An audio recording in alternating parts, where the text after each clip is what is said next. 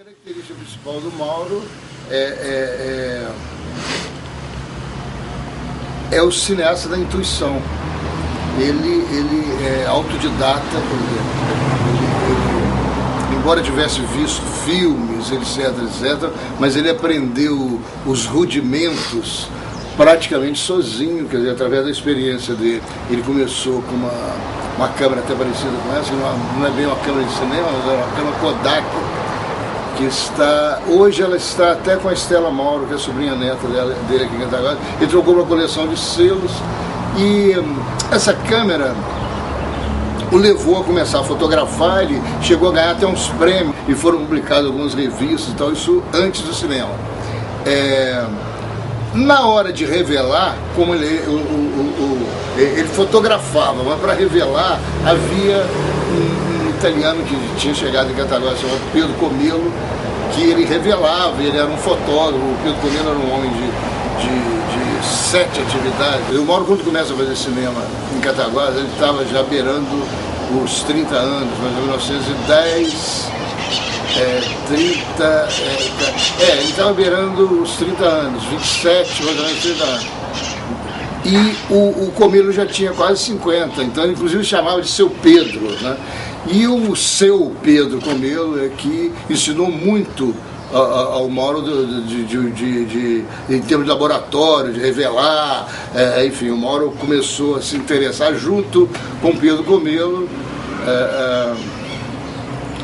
sobre, inicialmente, a fotografia. Eles iam muito ao cinema, que era o Cine Teatro Recreio em Cataguases, e acabou que um dia corre o folclore, que um virou para o outro e falou: poxa, a gente pode fazer a mesma coisa que esses americanos aí estavam fazendo. Os filmes americanos passavam aqui e acabaram saindo para um curta-metragem. Aparece na história, não se sabe muito bem como, uma câmera Pathé Baby 9,5mm, que essa câmera era uma espécie de câmera de Super 8 que se usou muito nos anos 70 no Brasil, no mundo inteiro, na virada dos 60, que as pessoas começaram a filmar em Super 8, fazer os famosos ABC. No início eram os famosos ABC, que é aniversário, batizado e casamento. Quer dizer, a pessoa tinha uma câmera dessa, em vez de fazer não fazia um filme de cinema, filmava o neném que nasceu, o aniversário do fulano, o casamento da ciclana e tal.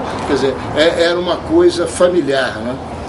O Mauro pega, ele e Comelo, eles pegam essa câmera, que era uma câmera francesa, e ela correspondia mais ou menos à câmera do Super 8, que era de facilidade de manipulação, era uma câmera pequena e tal. E em vez de eles filmarem a família, eles partem logo para um filme de ficção, que é o Valadião Cratera, que é, enfim, uma história meio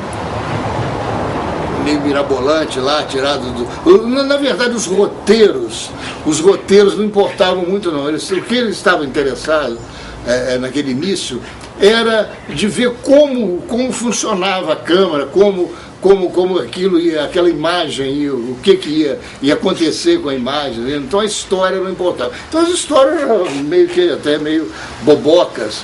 É uma mocinha, que é a Eva Comelo que faz, a Eva Nil, que era filha do Comelo. Eles tinham o Valadião, o Cratera, era o Younes, era um árabe.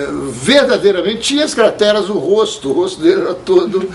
Então ele não precisava de maquiagem, ele já era o próprio Cratera, o Valadião, o Younes. E tem o mocinho, que é o irmão do Mauro, o Chiquinho Mauro, que salva a mocinha, que é a Eva e tal, enfim. Faz aquilo um filme lá, mas que esse filme serviu para quê? Para eles mostrarem para um comerciante em Cataguases, que é o Homero Cortes. O Homero Cortes era dono da Carcacena, que era uma grande loja de comércio, de ferragens. O Homero era amigo do Humberto, na verdade, que o Humberto Mauro tinha várias atividades. Ele jogava bola, ele era goleiro, era nadador, e tênis, enfim. O Mauro tinha várias atividades, e entre elas era um exímio jogador de sinuca. E o Homero gostava muito de jogar sinuca. Eu, Ronaldo, cheguei a ver o Homero jogando sinuca ainda eu era, sei lá, dos meus 15, 16 anos, eu vi o Homero e ele jogou muito com o Mauro, ficaram amigos e tal. E o Mauro resolve mostrar a ele essa experiência dele com o comeiro do filme. E ele ficou fascinado, não sabia disso, não sei o que, resolve bancar a aventura cinematográfica dos dois. E eles vão ao Rio de Janeiro.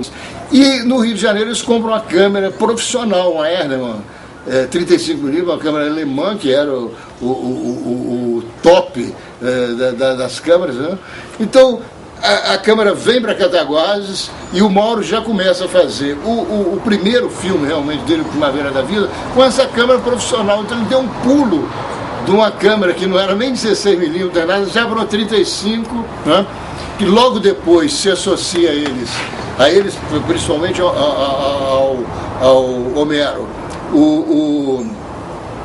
o Agenor de Barros, que era um outro comerciante que vendia automóveis e que havia sido gerente do cinema. Ele não é que ele se interessasse pelo cinema, ele havia sido gerente comercialmente do cinema, do Cine Teatro Recreio. Eles se associam e fundam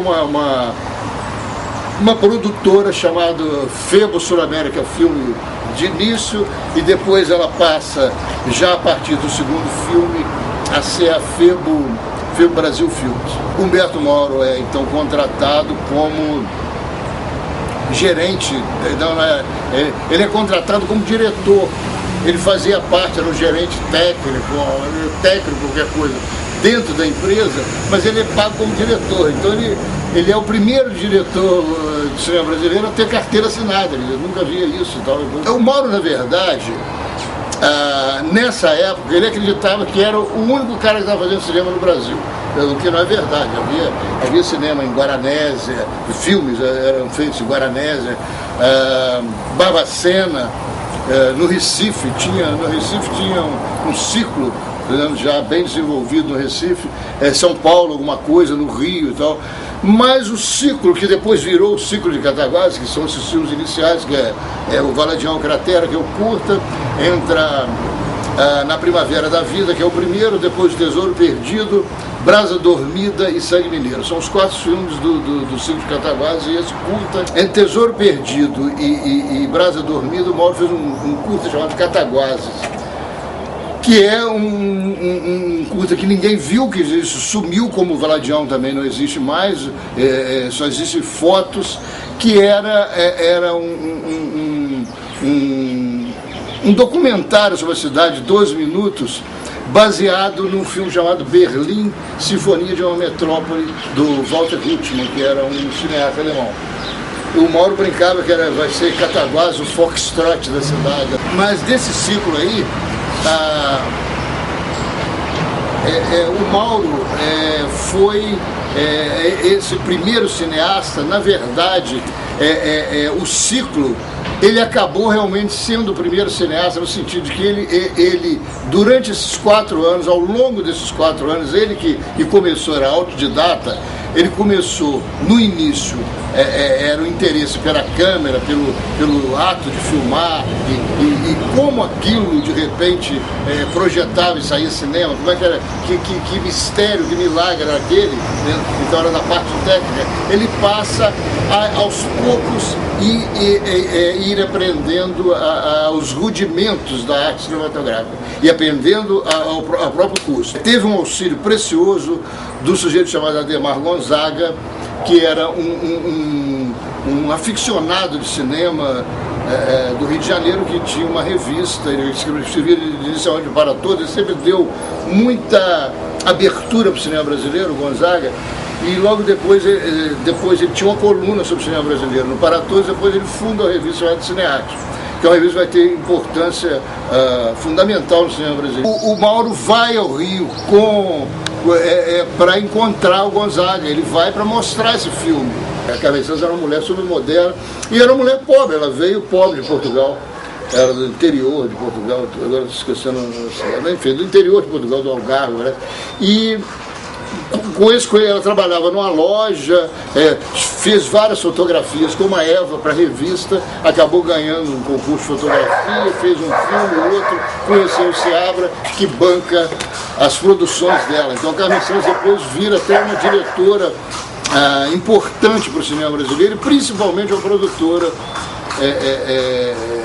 de grande importância na década de 30. O Mauro, quando acaba o ciclo de Cataguases, ele vai para o Rio, primeiro para trabalhar com Gonzaga, depois eles se desentendem. Nesse meio tempo ele faz o grande filme que é o Ganga Bruta, ainda na Cinédia do Gonzaga, mas logo depois ele passa a trabalhar com Carmen Santos, quando faz 4 filmes importantes lá, né? Mas a Carmen Santos vem a Cataguases para fazer o Sangue Mineiro como atriz e como produtora. Tem cenas do Jardim Botânico do Rio, que eles tiveram que filmar lá, que foi melhor, mais fácil, como se fosse em Belo Horizonte, né? Então aí o Mauro já estava sabendo disso, ele já estava à vontade, né, nas diegéticas da vida aí, né? Quando o Sangue Mineiro termina, logo depois a FEBA já começa a decair, quer dizer, na verdade os produtores, os dois, acreditavam que eles pudessem vender os filmes aqui no interior. Então eles faziam filmes, se passassem o Bar, Juiz de Fora, não sei o que, na própria Zona da Mata, esses filmes acabariam fazendo que retornasse o capital e até tivesse um certo lucro e tal. Quando não era bem assim. Em determinado momento ele começa a fazer uma série, ainda para o Instituto chamado Brasilianas, onde ele pega os cantos, canto trabalho, os cantos do povo brasileiro e traz aqui para o interior de Minas, onde ele vem filmar aqui nos arredores de Volta Grande, aqui em Cataguases e tal, e que ele retorna às origens. Aí ele pega o Mauro, a poética rural dele, aquilo estava na carne dele. O grande Mauro, para mim o grande Mauro é o Mauro desses documentários, que culmina com a Velha Fiar de 64, que é uma aula de montagem, né? O homem Mauro era aquilo, tanto é que ele volta no final da vida a morar em Volta Grande, no meio rural. Várias vezes eu visitei o Mauro lá em Volta Grande, ele saía, tinha vaca, entendeu? Era um meio rural. Volta Grande, isso, estou falando dos anos 60, 70, era uma grande fazenda, na verdade. O Mauro falava, não sei como esses americanos gastam tanto dinheiro para fazer essas porcarias, né? Então essa é uma estética do cinema novo. É um cinema pobre, nós vamos fazer o cinema que nós podemos fazer. Então Glauber, quando vem no Festival de 61 em Cataguases e vê esses filmes, e tem um contato com o Mauro rápido, mas ele vê esses filmes, vê Ganga Bruta e vê os outros filmes, ele fica fascinado. Ele volta para o Rio e faz a grande matéria para o suplemento dominical do Jornal do Brasil, que é uma matéria de página inteira, falando, olha, precisamos redescobrir Humberto Mauro, o cinema novo está ali, ele é o mais novo dos nossos cineastas. Eu acho que o que caracteriza o cinema de Cataguases é a descoberta do cinema, a descoberta de um cinema puro, embora de início montado em cima do que se deglutia via Hollywood, né? Mas um cinema que acabou sendo autêntico. O Mauro não foi um grande diretor de atores, não, né? Eu acho que era a composição da cena como um todo, né? Um belo touro competia com um belo ator, tá vendo? Se aquele boi estivesse lá no alto do morro, numa daquelas cenas que o Mauro tanto gostava, que ele tanto gostava, o boi lá encontra plongeia com o sol, né? Aquela composição cenográfica, né? Filmográfica, de repente valia mais do que um close de um ator. O que singulariza cada filme é esse caminhar do Mauro para uma maturidade cinematográfica em pouco tempo, em menos de 5 anos. Tá? Então, a cada filme, ele vai crescendo como cineasta.